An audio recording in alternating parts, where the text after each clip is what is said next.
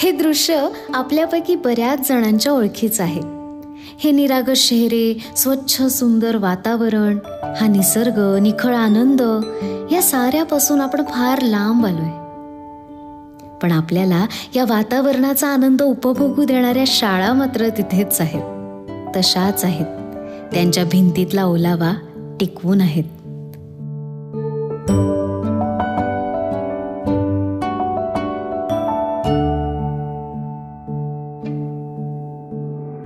ही आहे झेडपी शाळा रेवडी. ही शाळा आहे सातारा जिल्ह्यात आणि या शाळेतल्या मुलांची सिद्धेशच्या स्वागतासाठी लगबग सुरू आहे. आम्ही ही रेवडीची शाळाच का निवडली, यालाही एक कारण आहे बरं.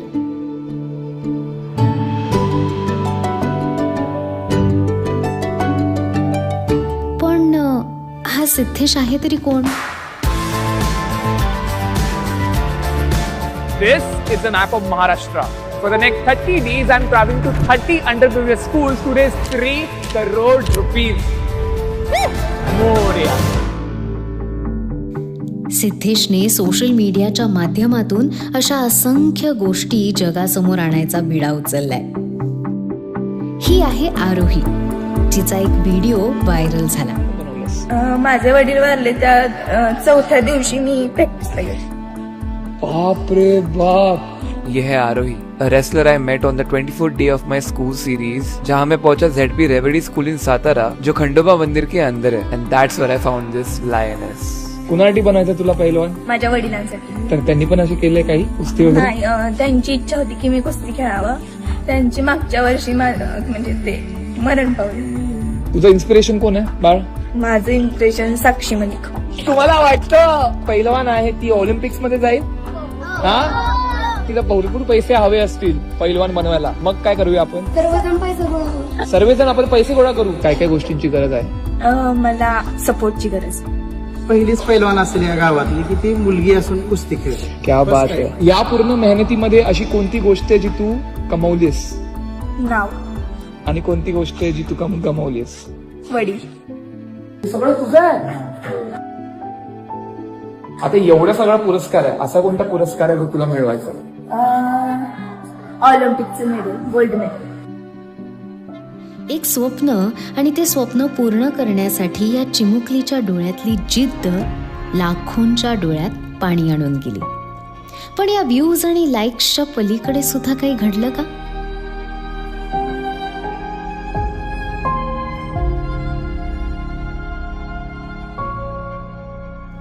चला बघूया.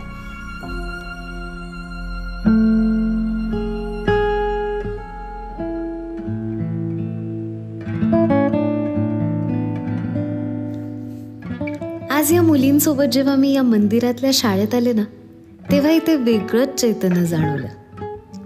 इथे AC क्लासरूम्स आणि फॅन्सी युनिफॉर्म्स नाही आहेत, पण अनुभवी भिंती आहेत, सुटसुटीत गणवेश आहेत, प्रेम आहे, आदर आहे.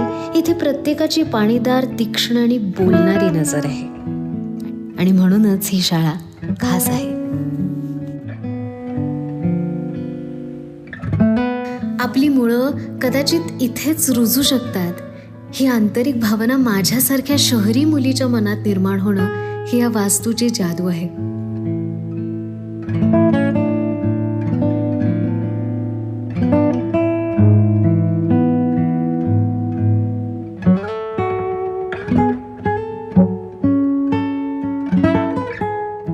इथे मला भेटली ही चिमुरडी, जिचं स्वप्न आहे पैलवान होणं. मी आरोही दीदीला बघून बघून मला व्हायचं वाटलं कुस्ती जॉईन करावी. आरोहीने नकळतच अजून एका मुलीच्या मनात आशेचा किरण जागवलाय. हे सगळं कदाचित फक्त इथेच होऊ शकतं. विद्यार्थ्यांना एक प्रेरणा मिळावी आणि विद्यार्थी अजून पुढे प्रगती करावी यासाठी आम्ही आमची यशोगाथा नावाचे क्रीडा स्पर्धेचा बोर्ड बनवलेला आहे. गेल्या वर्षी काय झालं, एक ईश्वरी आवारे नावाची एक विद्यार्थिनी आपल्याकडं, आता ती 6वीला आहे. ती जेव्हा होती ना, काय झालं, ती कुठल्याच खेळामध्ये नव्हती, म्हणजे ती खेळायची परंतु यश मिळत नव्हतं. मग तिला थोडंसं ती बॅकफूटवर गेली होती. मग काय झालं, या वर्षी ती उन्हाळ्यामध्ये म्हणजे मागच्या मार्च एप्रिलमध्ये सर या फळ्यावर माझं नाव कधी होईल. म्हणलं मला निश्चित येईल, तू काहीतरी वेगळं कर इतरांपेक्षा आणि तू पण चांगलं केलं. यावर्षी त्याच विद्यार्थिनीने जवळजवळ आपल्याला 100 मेडल्स त्या विद्यार्थिनीने आपल्याला जिंकून दिली. ती विद्यार्थिनी इथं आहे, आता तिचं नाव ॲड करायचं. तर म्हणजे ग्रामीण भागातली मुलं ना ते उपजत इतकी स्ट्रॉंग आहेत ना की म्हणजे त्यांना नुसतं संधी द्यायचं. म्हणजे जर शिक्षकांनी असेल किंवा पालकांनी थोडीशी जरी संधी दिली ना मुलांना पुढं जाण्याची, तर निश्चित मुलं जातात. आणि ते आता जिल्हा परिषद शाळामधनं होतं आहे. म्हणजे एक चांगले संस्कार होण्याचं एक चांगलं माध्यम आहे. तुम्ही जर आमचा परिपाठ बघितला तर म्हणजे प्रत्येक गोष्ट म्हणजे नैतिक मूल्य शाळेत शिकवली जातात. तर झेडपी शाळेत का घालावं, तर इथं जे त्यांच्यातले सुप्त गुण आहेत ना त्या सुप्त गुणांना वाव नक्की झेडपी शाळामध्ये दिला जातो.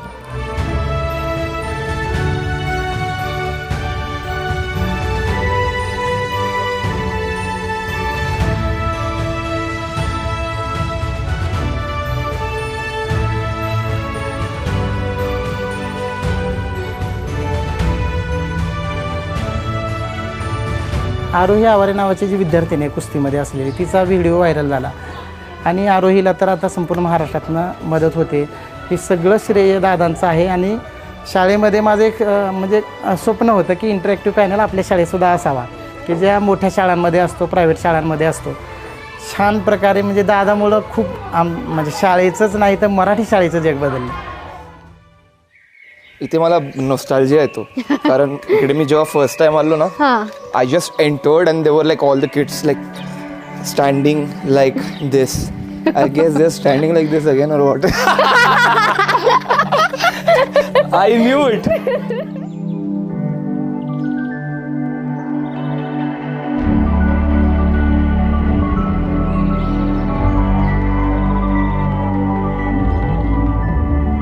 कशात सगळे मस्त. काय नाव माझं? काय पण तुम्ही सगळ्यांनी व्हिडिओ बघितले ना, तो कसा होता?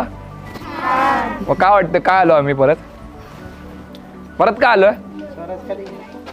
मी परत आलो पाहिजे ना, काहीतरी एका चांगला एक्सपिरियन्स घेऊन. आज वाटलं पाहिजे की परत येऊया रेबडीला. जर असं शांत बसलं तर मी नाही येणार, कळलं ना.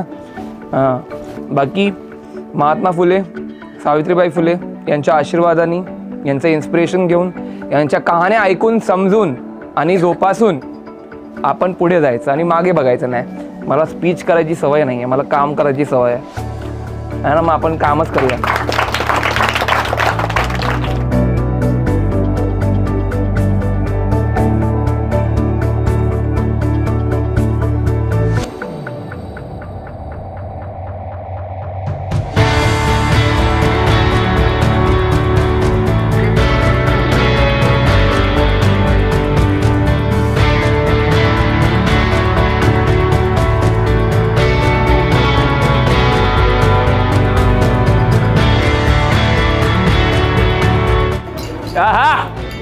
रेवडीची मराठी शाळा डिजिटाईज झाली.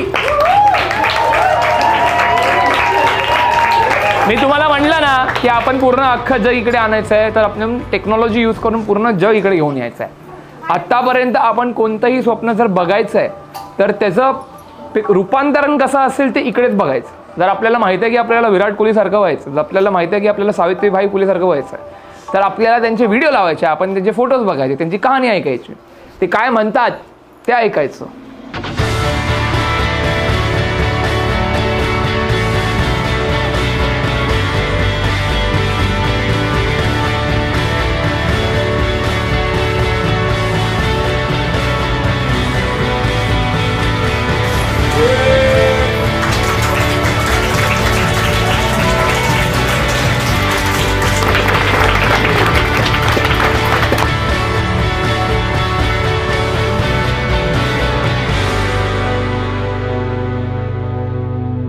मला सांग की ही एम्पॅथी कुठून येते? म्हणजे मी आज इतके लेयर्स माझ्या अनुभवात ॲड झालेत, कारण माझी पहिली व्हिजिट आहे झेडपी शाळेला. म्हणजे झेडपी शाळेत मी आली आहे. इथे कसं कल्चर असतं, कारण मी पूर्णपणे मुंबईची मुलगी आहे. माझं 25 वर्ष वयाची, मी प्रॉपर हार्ड कोर मुंबईकर असल्यामुळे मला अदरवाईज हे एक्सपोजर कधी अदरवाईज मिळालं नसतं, ते तुला पण मिळालं. पण मग ह्याची सुरुवात कुठून झाली? म्हणजे तुझं शिक्षण आधी मला सांग की तू कुठे शिकलाय स्वतः, आणि हा पर्पज तुला कुठून मिळाला, त्याची सुरुवात कुठे होती? माझं शिक्षण आपलं मुंबईमध्ये झालं आणि लोअर परेलमध्ये एका चाळीमध्ये मोठा झालो मी, एका स्लममध्ये, मग चाळीमध्ये. हेच आमचं पूर्ण बालपण होतं. आणि त्यामुळे माझ्या आई वडिलांना भरपूर काही रिसोर्सेस नव्हते मला चांगल्या शाळेमध्ये टाकायला. मग स्टार्टिंगला आम्ही म्युन्सिपॅलिटीमध्ये होतो, BMC मध्ये होतो. त्यानंतर मग चांगल्या शाळेत गेलो, मराठी शाळेत गेलो. मग माझं पूर्ण शिक्षण मराठी मीडियम मध्ये झालं, पूर्ण व्हर्नॅक्युलर मीडियम मध्ये झालं. आणि त्यानंतर मग आम्ही आमच्या लाईफमध्ये ग्रोथ बघितली ॲज अ फॅमिली. मग आम्ही त्या चाळीतून बाहेर पडलो, त्या स्लम्समधून बाहेर पडलो, स्वतःची लाईफ फिगर आउट केली, गोष्टी कलेक्ट केल्या. माझ्या पप्पांनी एक भाजीचा स्टॉल लावला, मग तेच स्टॉल ते चालवले. त्यांनी 25-30 वर्ष तो स्टॉल चालवला. मग त्या एका स्टॉलवर आम्ही आमचं पूर्ण जग उभं केलं. आणि ते जग उभं करताना मी माझ्या मम्मीला खूप नोटीस करायचो. माझ्या मम्मीला मी नोटीस केलं त्या फेजमध्ये, जेव्हा घरी 20 लोक असायची, पण तरी पण तिला ऑफिसला पण जायचं आणि घरी जेवण पण बनवायचं. मी माझ्या मम्मीला नोटीस केलं जेव्हा तिला रिस्पेक्ट भेटली नाही, पण ती त्यासाठी डेस्परेट पण नव्हती, राईट. मग मी माझ्या मम्मीला त्या पूर्ण फेजेसमध्ये बघितलंय. म्हणजे जेव्हा पूर्ण वर्ल्ड तिच्या अगेन्स्ट आहे, everyone is cruel against her, but she was very empathetic. तिने आपलं म्हणजे माणुसकी कधी सोडली नाही स्वतःची. त्यामुळे आय थिंक मी तिकडून ती एम्पॅथी खूप गेन केली. तू शिकलायस काय, म्हणजे after your school? Engineering, MBA. ज्याचा कंटेंट क्रिएशनशी अगेन काहीच संबंध आहे. कसा? जर इंजिनिअरिंग करताना माझ्याबरोबर थोडी हलकीशी बुलिंग झाली नसती किंवा हलकी हरॅसमेंट झाली नसती, तर ठीक आहे, तू जर जाडा होतास, 110 किलोचा होतास, मग लोक यायची, भरपूर तुझी खेचायचे. 110 किलो? मग तिकडून मला भरपूर आलं. मी 110 किलोचा होतो. मग त्या 4 वर्षामध्ये माझी भरपूर न कळत बुलिंग झाली. अच्छा, बुलिंग झाली. आणि मग देन यू रिअलाइज्ड की हे नाही व्हायला पाहिजे. खूप काय झालं. जसं आय डोंट थिंक लोक तुझ्या इंटरव्ह्यू मध्ये येऊन बोलतील, पण पुरुषांना पण भरपूर जास्त इनसिक्युरिटीज असतात त्यांच्या बॉडीबद्दल, आणि हे कधी असं ओपनली बोलत नाही कोण. I remember having a lot of fat here, ज्याला आपण मॅन बूब्स बोलतो. I had a lot of fat here, आणि त्याबद्दल मला खूपच जास्त इनसिक्युरिटी होती. मी असं बाहेर पडायचो ना, मी नेहमी आपलं टी-शर्ट हे करायचो है ना, बघायचो, आणि बॅग घालायचो, आणि ती स्ट्रॅप आहे ना इकडे अशी ठेवायचो, जेणेकरून ते दिसलं नाही पाहिजे. इतका इनसिक्युरिटी होता माझ्या लाईफमध्ये. आणि त्या मी इनसिक्युरिटी लोकांनी त्या बघितल्या नाहीत, लोकांनी त्याचा फायदा घेतला, लोकांनी त्याबद्दल चिडवलं. तर आय थिंक या सगळ्या गोष्टी कलेक्ट करत गेलोय थोड्या. त्यामुळे तिकडून पण या गोष्टी शिकलो की पेशंट राहा, ही कधी ना कधी निघणार आहे. मग लगेच 4 वर्षानंतर मला ते क्लिक झालं, लाईट बल्ब हे झाला मुवमेंट, की काहीतरी करायला हवं. आणि एक मुवमेंट होता जेव्हा मी घरी गेलो आणि मी एकदम त्रासलेलो की यार कशाला हे देव, तू मला हे का दिलं, तेव्हा मला नॉर्मल का नाही ठेवलंस. तर I tried self harm also because of that. मग तिथून भरपूर काय शिकलो. मला वाटलं की माझ्या बाहेर जे चाललंय त्याप्रमाणे जर मी माझ्या आतल्या सोलला इग्नोर करतोय, माझ्या आतलं पोटेन्शियल इग्नोर करतोय, तर ते बरोबर नाहीये. मग मी लगेच जिम मध्ये गेलो नेक्स्ट डे, आणि 4 महिन्यामध्ये 20 किलो कमी केलं. That's huge. That's really huge. तर आय थिंक तू बोलतोस ना इंजिनिअरिंग आणि हे कसं कनेक्टेड आहे. It's never about what degrees you study, it's about what you live during those degrees and what you extract from it. तेच तू या मुलांना द्यायचा प्रयत्न करतोस, हे आता मला जास्त रिलेट होत आहे की somehow ते reason आहे ना, कारण तू त्यांना तेच सांगायचा प्रयत्न करतोयस की तुम्हाला मोठंच व्हायचंय, हा तुम्हाला याच्यातनं बाहेरच पडायचंय. हा, सो हे खूप इम्पॉर्टंट वाटलं मला. पण ही जी इन्फ्लुएन्सिंगची जर्नी, मला आधी सांग की तू हे सगळं सुरू करायच्या आधी काही वेगळं इन्फ्लुएन्सिंग सुरू केलं होतंस किंवा काही ट्रायआउट केले होत्यास गोष्टी की, आणि मग 100%. त्याच्यातनं हे क्लिक झालं की काय झालं? 100%. I am a man of different kind of failures in my life. तर I started my journey of content creation with experiments, social experiments. माझा पहिला व्हिडिओ होता eating poha at Starbucks. Wow, I love this. माझा दुसरा video होता paying at Taj hotel with चिल्लर्स. माझा तिसरा व्हिडिओ होता I crashed my junior college lecture. Okay. त्याचा पुढचा व्हिडिओ होता I went to Bumble date and I took my Maugham along with my self. तर हे सगळे एक्सपेरिमेंट्स मी केलेत बिकॉज आतमध्ये किडा होता आणि आय न्यू की मला सोशल सायकॉलॉजी वाचायला आणि ऑब्झर्व करायला आवडते. कारण त्या हिशोबाने मी खूप शेमलेस आहे. जरी मी 110 किलोचा होतो ना, मी जायचो स्टेजवर परफॉर्म करायचो. लोक मला बेबी डॉल बनायचे तरी मी डान्स करायचो. ओके. तर I never took it like to my heart की मला जे आहे ते मी करणार. तर आय थिंक त्यामुळे ते शेमलेस होणं ते माझ्यामध्ये ऑलवेज आहे. तर या मुलांसमोर पण मी शेमलेस असतो. त्यामुळे त्यांना मी भावासारखा वाटतो, मी त्यांच्यासारखा वाटतो. जर मी एकदम मॅच्युअर वागायला लागलो की त्यांना वाटेल की यार हा त्यातलाच आहे. मी त्यातला नाहीये, मी तुमच्यातला आहे. तर मला त्यांच्यातला व्हायचंय, त्यातला नाही व्हायचं. सो आय थिंक ते तिकडून खूप मी शिकलोय की शेमलेस राहणं. मग 4 असे एक्सपेरिमेंट्स केले. त्यानंतर मी धारावीमध्ये काही व्हिडिओज बनवले आणि त्या पॅच मधून मी खूप काय शिकलो की धारावीमध्ये अशी खूप मुलं दिसली हू फेल्ट लाईक माय 5 year old व्हर्जन. मला असं वाटलं मी माझ्या स्वतःशीच बोलतोय. मग तो स्पार्क क्रिएट झाला आणि त्या स्पार्कला मग मी NGO मध्ये आम्ही कन्वर्ट केलं. त्यांना मग सोशल कॉजेसमध्ये कन्वर्ट केलं. मग एक मुलगा होता आर्यन, ज्याला मी 7 दिवसासाठी शिकवलं रस्त्यावर 10 मिनिटासाठी. मग 10 मिनिटासाठी मी त्याला 7 दिवस रोज एक धडा शिकवायचा. म्हणजे आज वजाबाकी शिकवली, उद्या त्याला त्याचं नाव इंग्लिशमध्ये कसं लिहायचं ते शिकवलं. रस्त्यावर बसून जिकडे तो झोपतो. आणि मी त्याला काय म्हटलं, मी हे व्हिडिओ बनवणार तुझ्यावर, तुला रोज 10 मिनिटं शिकवायला येणार. जर तू माझ्यावर 7 दिवस रोज बसला तर मी तुला लास्ट डेला हा मिस्ट्री बॉक्स देणार. आणि मिस्ट्री बॉक्स मध्ये काय ते तुला माहित नाही, मला माहित आहे. त्यासाठी तुला यायला लागणार. मग इकडे मी रिवॉर्ड मेकॅनिझम युज केलं, कारण नाही तर तो आलाच नसता. मग तो 7 दिवस शिकला.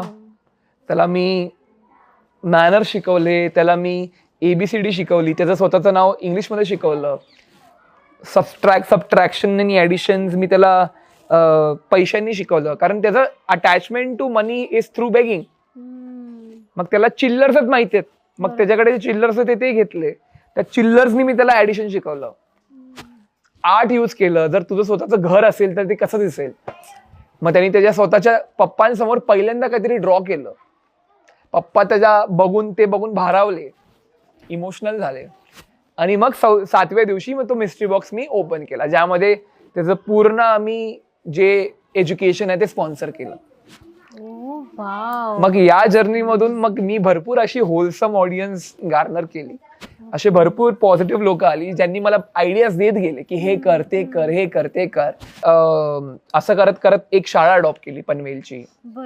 त्या शाळेमध्ये आम्ही जवळजवळ 30 ते 40 लाख रेज केले with the people like Orry, Nikhil Kamath, Beer Biceps, Ayushmann Khurrana, या सगळ्यांनी डोनेट केलं. मग त्या शाळेला पूर्ण कन्वर्ट केलं. ही शाळा म्हणजे खूप खराब होती. मग त्याला पूर्ण आम्ही एक असं अंगण बनवलं, पूर्ण एक हॉल बनवला, शिक्षकांच्या सॅलरीज डबल केल्या. कारण ते एवढ्या 10 वर्षांपासून फक्त 4,000 सॅलरीवर यायचे उन्हातानामध्ये. मग या पूर्ण चेंजेस केले. आणि मग मिशन 30303 आला, ज्यामध्ये आम्ही जवळजवळ 30 ते 35 शाळा अडॉप्ट केल्या. त्याआधी म्हणजे मी त्यावर तरी येणारच आहे, पण मला आधी सांग की तू इतक्या मोठ्या गेस्ट पर्यंत, म्हणजे आता तू निखिल कामत सारखं नाव घेतलंस, ऑरी असेल, तर तू ह्यांच्यापर्यंत पोहोचायचास कसा? म्हणजे एक टर्म आहे फेम जॅकिंग. जर तुम्ही कोणावर कोलॅबोरेट करू शकत नाही ना, जबरदस्ती करा. म्हणजे विदाउट कन्सेंट करा. तर मी काय केलं की जर आम्हाला आयुष्मान खुरानाला त्याच्यापर्यंत पोहोचायचंय, तर आम्ही काय केलं, त्या शाळेच्या अवतीभोवती एक पाडा आहे, आदिवासी पाडा आहे. तिकडे म्हणजे नाजूक गोष्टींबद्दल बोलणंच होत नाही. जे त्यांना नाजूक वाटतं की सेक्स एज्युकेशन, पिरियड्स, पाळी या गोष्टींबद्दल बोलायला त्यांना जमतच नाही. आणि तिकडे भरपूर अशा केसेस होत्या चाइल्ड मॅरेज, अर्ली मॅरेजेसच्या. मग आम्हाला दिसलं ते की इथे आपण काहीतरी सेशन्स घेतले पाहिजे. मग मी भरपूर डॉक्टर्सला घेऊन गेलो आणि तिकडे सगळ्या बायकांना सेक्स एज्युकेशन बद्दल आम्ही वर्कशॉप्स दिले. आता आयुष्मान खुरानाची याचं खूप कनेक्शन आहे, कारण त्याबद्दल त्यांनी मूव्हीज केल्यात सेक्स एज्युकेशन बद्दल.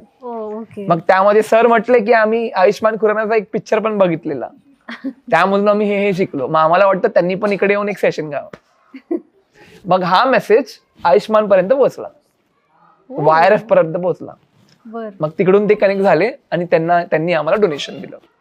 Same happen with Nikhil Kamath, same happen with Vikrant Massey, same happen with Orry. Orry तर खतरनाक आहे. तिकडे काही मुलांना ऑरी बद्दल माहिती होतं. आय डोंट नो हाव, पण त्यांना काही मुलांना माहिती होतं. मग आम्ही त्या मुलांनी एका व्हिडिओमध्ये मी दाखवलं की ते ऑरीची व्हिडिओ बघतात आणि त्यांची पोज आहे ना ते कॉपी करतायत. आणि हे म्हणजे किती लास्ट 2 वर्षापूर्वीची गोष्ट आहे. मग तो व्हिडिओ ऑरीनी बघितला. ऑरी सारखा माणूस चक्क साऊथ बॉम्बे वरून पनवेलला आला, 2 तास गाडीनी त्याची जी वॅगन घेऊन आला, तिकडून उतरला. तिकडे जवळजवळ 40 डिग्री टेम्परेचर होतं. उतरला, सरांना भेटला, मुलांशी भेटला, 5 लाख रुपये डोनेट केले त्यांनी. त्या व्यतिरिक्त मुलांसाठी मर्च बनवली, टी-शर्ट बनवले, कॅप बनवल्या. आणि तो म्हणजे आमचे सर रवींद्र सर त्यांच्या प्रेमात पडले. काय माणूस आहे यार, म्हणजे मजा आली याला बघून. म्हणजे आपल्या डोक्यामध्ये भरपूर परसेप्शन असतं ना, पण जोपर्यंत पण त्या माणसाला भेटत नाही आपल्याला इंटेंट कळत नाही. मग त्याचा इंटेंट काहीही असावं, मला फरक पडत नाही. शाळेच्या आत बसणारी मुलं जी असतात त्यांना मदत हवी असते, कुणाकडून येते ते महत्वाचं नाहीये. मग त्यांना ती मदत झाली and that's how it happened. So it's all about merging the intent of your audience with your creative strategy, with the storytelling framework that connects everything. लोक म्हणजे माझ्यासाठी खूप मोठी गोष्ट आहे, बिकॉज मी त्या फील्डमधली आहे आणि मला माहिती आहे की लोकांचा टाइम स्पॅन खूप कमी आहे. सो ही खरंच खूप क्रेडिटेबल गोष्ट आहे, मला पण असंच वाटतं. सो आपण ह्या जर्नीपर्यंत येऊया की आता मग झेडपी शाळा, म्हणजे आता जसं की मी आहे की मी पूर्ण माझं शिक्षण शहरात झालंय, त्यामुळे झेडपी शाळा काय असते हेही मला माहिती नव्हतं आजच्या दिवसापर्यंत. सो तुला हे कसं क्लिक झालं, म्हणजे इथे येऊन अशा गावागावातल्या शाळा एक्सप्लोअर करणं आणि त्यांच्यासाठी काम करणं, हे कसं क्लिक झालं? ओके, आपल्या इंडियामध्ये 50 लाख शाळा आहेत, 1 करोड टीचर्स आहेत आणि 25 करोड मुलं आहेत, स्टुडंट्स आहेत. आता महाराष्ट्राकडे येऊया. महाराष्ट्रामध्ये जवळजवळ 11 ते 12 लाख मुलं आहेत ज्यांचं आधार कार्ड, पर्सनल डिटेल्स हे पण रजिस्टर्ड नाही आहेत, तरी ते शाळेत येतात. जवळजवळ 10,000 शाळा आहेत ज्यामध्ये फक्त एकच टीचर आहे. जवळजवळ 41% टॉयलेट्स आहेत, शाळा आहेत जिकडे प्रॉपर टॉयलेट पण नाही आहे. 22,000 पेक्षा जास्त शाळा अनसेफ म्हणून डिक्लेअर झाल्यात, अनसेफ टू स्टडी. हाच सगळ्यात मोठा पॅराडॉक्स आहे. शाळा धोकादायक. शाळेत येतो आपण भविष्याचे धोके जे असतात ते टाळायला, आणि आपली शाळा जर धोकादायक असेल मग काय झालं. तर ह्या सगळ्या मी इन्साइट्स भरपूर कलेक्ट केलेल्या माझ्या जर्नीमध्ये, कारण मी भरपूर शाळांना भेटायचो, मुलांना भेटायचो, टीचर्सला भेटायचो. मग एकच मी हा मेन मध्ये आर्टिकल वाचला वाशिम मधल्या एका शाळेमध्ये. त्या शाळेमध्ये स्लॅब पडल्याने एका मुलाचा मृत्यू झाला, आणि ही फक्त एकच घटना नाही, अशा भरपूर घटना आहेत आणि त्या लोकांपर्यंत पोहोचल्या नाहीत. तर ते जेव्हा मी वाचलं मला वाटलं यार, this is not the right way, this is not the way, this is not the future, this is not the present that our kids deserve. मग मी माझी आय थिंक खूप रिसर्च चालू केली, लोकांशी बोलायला लागलो, आणि अशा मी 100 पेक्षा जास्त शाळांच्या टीचर्सशी बोलणं केलं. बर. हे बोलणं करून मग आम्हाला कळलं की there is a lot of loopholes, there are lot of loopholes that we never saw when it comes to education and schooling. मग मी 100 शाळांशी बोललो, त्यातल्या आम्ही 30 शाळांना सिलेक्ट केलं की या 30 शाळांना आम्हाला भेट द्यायची. पहिला सगळ्यांशी बोललो, मुलांची माहिती घेतली, मुलं कशी आहेत, ते पाडे कशी आहेत, आजूबाजूची लोक कशी आहेत ते समजून घेतलं.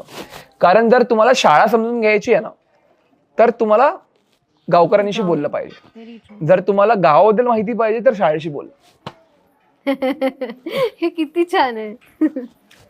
इंटरकनेक्टेड आहे सगळं, काही फरक नाही आहे. तर या सगळ्या गावकऱ्यांशी मला बोलून कळलं की भाई खूप साऱ्या गोष्टी करायच्या आहेत. लोकांना माहित नाही की आपला सरपंच कोण आहे, लोकांना माहित नाही की आमच्या ग्रामपंचायत मध्ये किती लोक आहेत. ते सोडा, आपल्या मुंबईमध्ये असून आम्हाला माहित नाही की आमच्या मुंबईचा मेयर कोण आहे, कॉर्पोरेटर कोण आहे.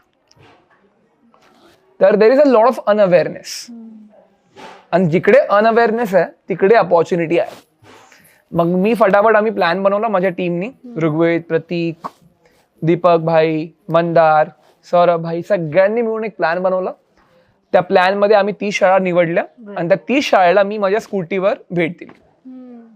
आणि तिकडेच माझं कनेक्शन बिल्ड झालं सगळ्या शिक्षकांची भेटून. मग आता अशी जर्नी चालू झाली जिकडे मी डेली बेसिसवर 3-4 टीचरशी बोलतोच, त्यांच्या प्रतिक्रिया घेतो, त्यांना समजून घेतो की त्यांच्या शाळेमध्ये काय काय लूपहोल्स आहेत, आणि ते आम्ही कसं तरी आम्ही बाकीच्या वेंडर्सशी कनेक्ट करतो, आमच्या स्वतःच्या मॉडेलशी कनेक्ट करतो. मग असं माझं कनेक्शन आहे झेडपी शाळांशी. या शाळेमध्ये मी जेव्हा आले मगाशी तेव्हा मी एक ऑब्झर्व असं केलं की इथे ना, म्हणजे आता आपल्या शाळांमध्ये कसं होतं शहरातल्या, की वर्गातली माझी मैत्रिणी किंवा वर्गातला माझा ग्रुप एवढ्याच मर्यादित ॲक्सेस मला होता. म्हणजे माझ्या काही सिनियर अशा खूप मैत्रिणी होत्या असं नाही, ज्युनियर होत्या असं नाही.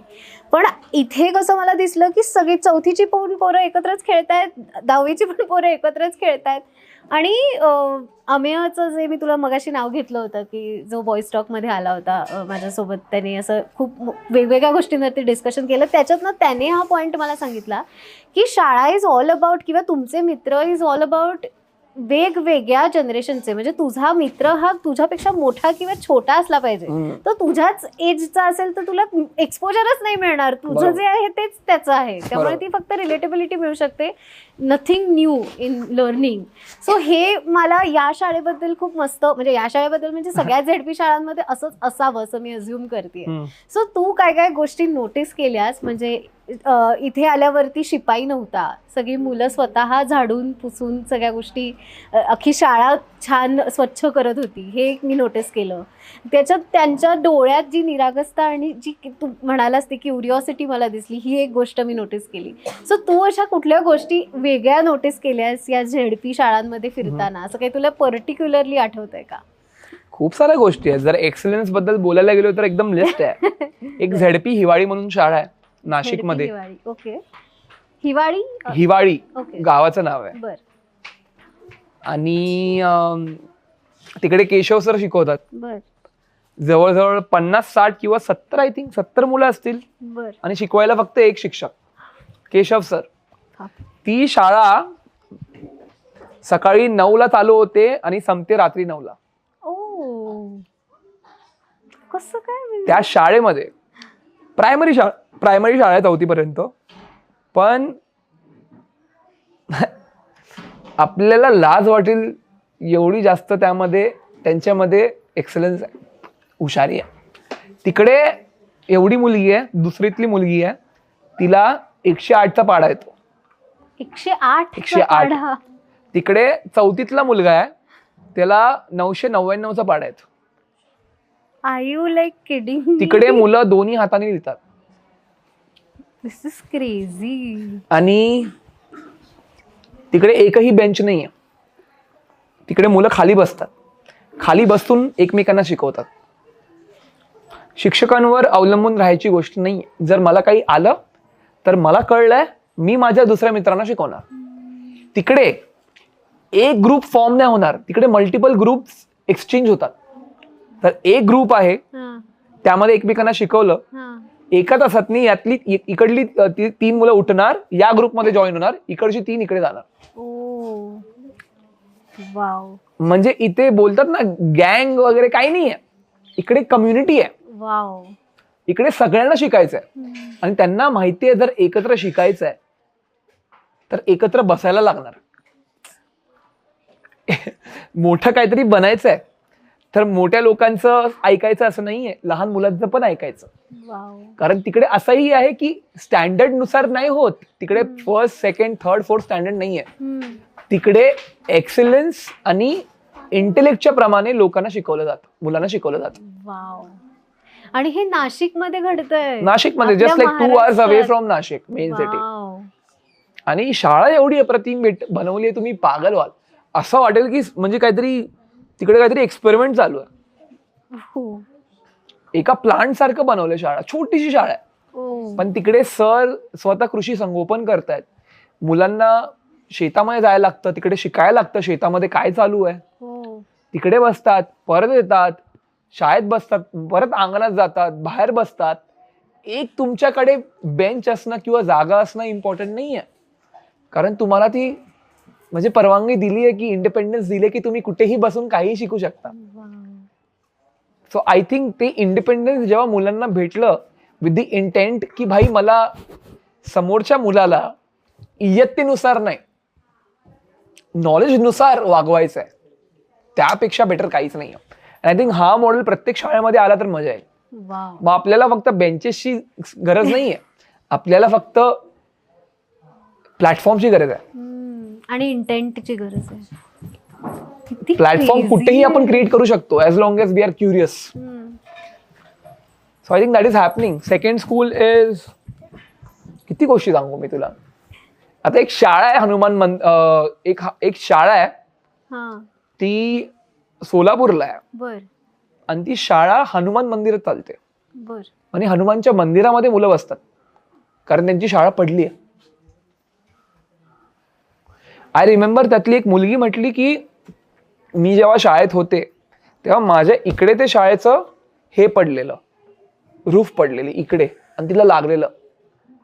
मग त्यानंतर ती शाळा तोडली गेली, मग बसायला जागा नाहीये, मग त्यानंतर ही मुलं हनुमान मंदिरामध्येच बसायला लागली.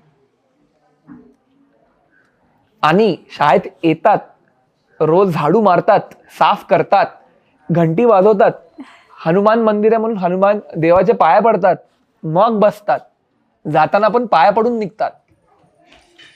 हनुमान चालीसा त्यांना बोलायलाच लागतो, नॉट बिकॉज ते हनुमान मंदिरामध्ये आहेत, बिकॉज त्यांना ती एनर्जी फील होते. मी त्यांना विचारलं की तुम्हाला कधी कधी देवासारखं भक्तासारखं फील होतं? ते बोलले नाही, कारण आम्हाला असं वाटतं की माणसासारखं फील होतं, आम्ही माणसंच आहोत, आम्हाला काही वेगळं फील होत नाही. त्यातलाच एक मुलगा आला, छोटूसा एवढूसा मुलगा आला, 97चा पाडा बोलायला लागला. एक मिनिट बाळ, 97चा पाडा बोलायला लागला, छोटूसा मुलगा. 97. तो बोलतो तू कसं पाठ करतो? तो बोलतो जेव्हा ही मुलं हनुमान चाळीसा बोलतात तेव्हा मी हनुमान चाळीसाला पाड्यांबरोबर कनेक्ट करतो. I don't know how that happens. त्यांनी स्वतःचं पॅटर्न क्रिएट केलंय. So I think pattern creation या मुलांमध्ये आहे, आपल्याला माहित नाहीये कसं करतायत.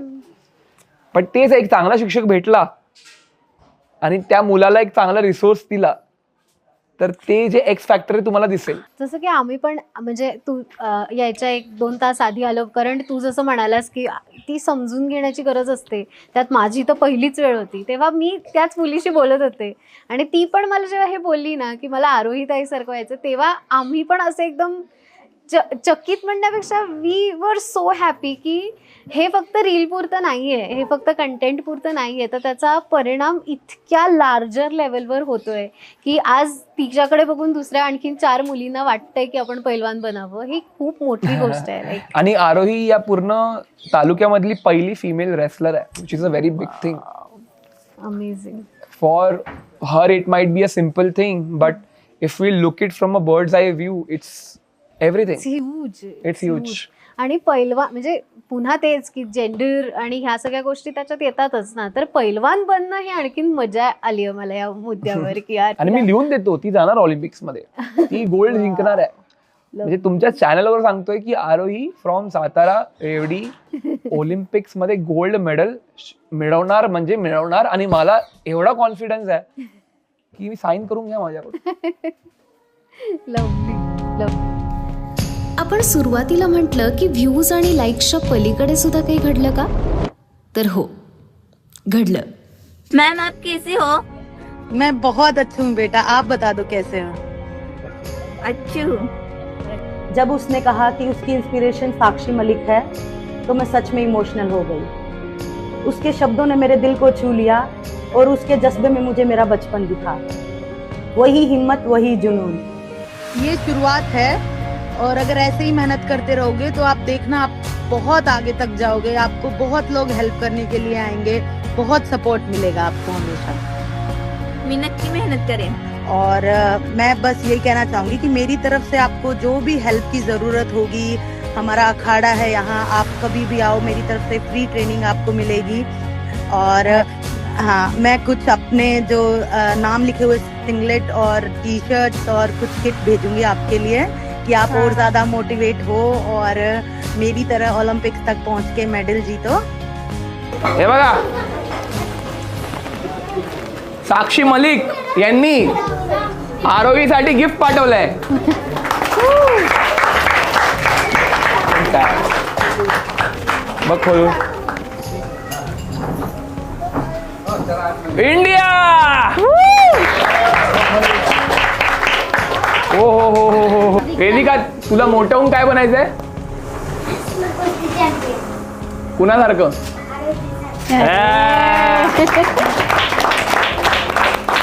क्या बात, क्या बात. Very proud of you. तर इथे आजच्या लाईफ इज ब्युटिफुलची गोष्ट पूर्ण होते. महात्मा ज्योतिबा फुले आणि सावित्रीबाई फुले यांचा वारसा पुढे नेण्यासाठी धडपड करणारा आणखी एक चेहरा आज आपण पाहिला. अशीच जगावेगळी माणसं तुमच्याही आजूबाजूला आहेत का? असतील तर नक्की कळवा. आणि हा व्हिडिओ जास्तीत जास्त लोकांपर्यंत पोहोचवण्यासाठी व्हिडिओला हाईप नक्की करा. महत्त्वाचं म्हणजे आरपारच्या यूट्यूब चॅनलला सबस्क्राईब करायला विसरू नका.